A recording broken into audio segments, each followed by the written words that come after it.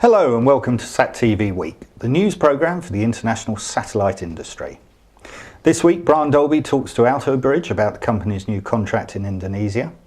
James Shortland looks at the Xprize contest, and we have an update of Arianespace's next launch. But first, here's Carrie-Anne with the news headlines. Asia Broadcast Satellite and Spacecom International have signed a long-term multi-transponder agreement for Ku-band capacity on ABS-7 to support Spacecom's rapid growth throughout the Middle East and Asia region. Spacecom has quickly become a leading provider of telecom services and solutions throughout the Middle East and Southeast Asia. The Middle East Ku-band capacity will be used to support government, military, GSM cellular, telecom and oil and gas requirements. The addition of this Ku-band capacity to their inventory will allow Spacecom to deliver new solutions as well as expand many existing network requirements. Stratos Global has been selected by R&M Energy Systems to deploy a global SCADA network based on Inmarsat's BGAN mobile broadband satellite service. R&M, based near Houston, is one of the leading providers of closures, valves, drilling components and artificial lift systems for the global oil and gas industry. Deployment of R&M's new BGAN SCADA network expanded last month to include all of the company's key operating regions. Network deployment is expected to be completed in the second quarter of this year, with new deployments coming online as needed. The custom-designed network utilises BGAN satellite terminals to reliably transmit operational data from oil pumps and other mission-critical equipment in remote areas not accessible by R&M's traditional monitoring infrastructure. Carrie-Anne will be back with more news later. PT Indosat, the second largest mobile operator in Indonesia, is bringing mobile connectivity to remote, previously unconnected communities in West Sulawesi. Last week, Brian Dolby spoke to Richard Lord at Altobridge, the company responsible for implementing the deployment, and started by asking him about the coverage of the system and how it will operate. We are covering a number of communities out there. We're providing them with a GSM solution using satellite backhaul, and we're providing our latest technology to them, which is giving them the benefit of a very easy to install, low-cost system. Very power efficient, 100% solar powered, and making very efficient use of the satellite backhaul. And what are they going to do with that? What are the benefits the local community are going to achieve out of this? These are communities that have no communications facilities at all today. We are bringing them straight into the 21st century, providing voice, messaging, and data services to these communities who have had nothing before. The reason they've had nothing before is because these communities are too small to actually justify traditional cellular coverage, whereas our solution is targeted to small communities and providing them with a return on investment in a short period of time. That's fantastic. Now, you actually do quite a lot in satellite. Tell us a bit about the company. It's the first time we've had the chance to interview you. Well, most of our products are satellite-based and most of our deployments are satellite-based. We started off in 2003 providing systems to airlines for aircraft, so letting people use their phones on aircraft. That's where we learnt our trade, because the aircraft satellite systems are extremely expensive to use and very low bandwidth. We took that product and we redeveloped it for maritime industry, so there are over 500 ships using our system, all satellite-based, roaming all over the world.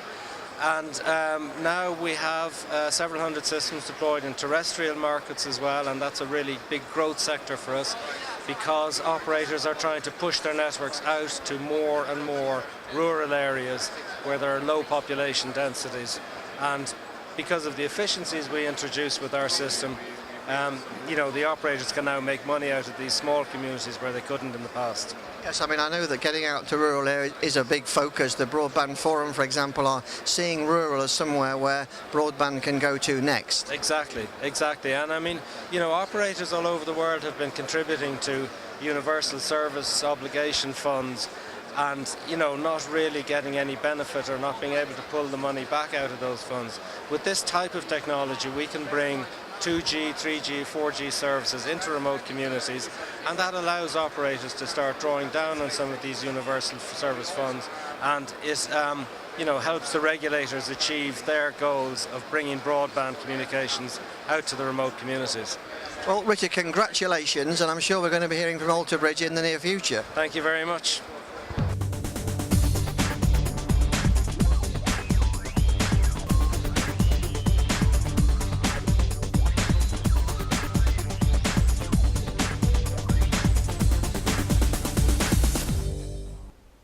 ESA astronaut Luca Parmitano has been assigned to fly on the ISS from May to November 2013, serving as a flight engineer for expeditions 36 and 37. Recently qualified as a European astronaut, Luca will head into orbit aboard a Soyuz TMA spacecraft and will work on the station for over 6 months. This will be his first spaceflight and the 5th long-duration mission for an ESA astronaut. And now here's Tricia with more launch news.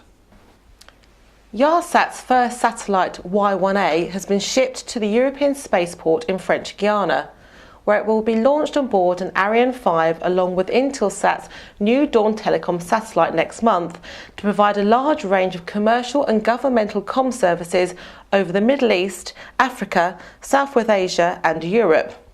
Y1A will have a launch mass of 6,000 kilograms and a spacecraft power of 14 kilowatts at the end of its 15-year designed lifetime. The State Commission that investigated the cause of the GEO-IK2 defence satellite's failure to reach its nominal orbit has reported that the likely cause was a single failure of the Xprize KM upper stage of the Rocket rocket. The satellite is now under control, and analysis of the system capabilities show that flight tests of the satellite are feasible with 26 of 29 objectives capable of being achieved. Rocket launches are still suspended until all the recommended precautions and measures aimed at maintaining proper quality and reliability are implemented. Thanks, Tricia. The $30 million Google Lunar Xprize is an unprecedented competition to challenge and inspire engineers and entrepreneurs from around the world to develop low-cost methods of robotic space exploration. James has the story. To win the Xprize, a privately funded team must successfully place a robot on the moon's surface that explores at least 500 metres and transmits high-definition video and images back to Earth. The first team to do so will claim a $20 million grand prize, while the second team will earn $5 million.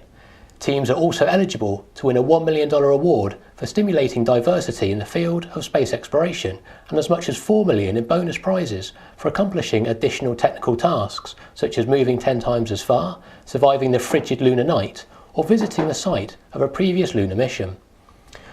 Last week, the Xprize Foundation announced the official roster of 29 registered teams from a wide variety of groups, ranging from non-profits to university consortia to billion-dollar businesses representing 17 nations on 4 continents. The global competition, the largest in history, was announced in September 2007, with a winner projected by 2015. The official private race to the moon is on, according to Peter Diamandis, Chairman and CEO of the Xprize Foundation. I want to congratulate those of you who are with us. The race is on, and we're excited to see what you're going to be able to do in the next 2 or 3 years. Onwards to the moon and to the moon's surface. Thank you so much. Thanks, James, and now here's Carrie-Anne with more news. Globecom Systems has announced the completion of a satellite uplink hub for Televisa at its Mexico City broadcast centre. Globecom's design supports 7 standard definition and 3 high definition video carriers on 9 metre and 11 metre Earth stations, with redundancy switching to a backup 9 metre antenna in the event of terminal failure or maintenance. The new uplink capacity supports Sky's DTH programme over Mexico, with capacity built into the system for future carriers. Telecommunication Systems has an exclusive arrangement as operator of the Cisco Internet Routing in Space solution using Cisco's 18400 space router on Intelsat IS-14. This industry-first solution enables the convergence of satellite comms and existing IT infrastructure. By utilising the benefits of secure Layer 3 IP routing on board the spacecraft, end-to-end IP virtual private network services can be offered directly from space with new levels of flexibility and network control. The Cisco Space Router allows organisations to reach multiple continents from a single connection. The converged Cisco Iris solution enables voice, data and video traffic over a single IP network to increase efficiency and flexibility compared to more fragmented satellite communication networks. Thanks, Carrie-Anne, and that's all for this week. Thank you for watching.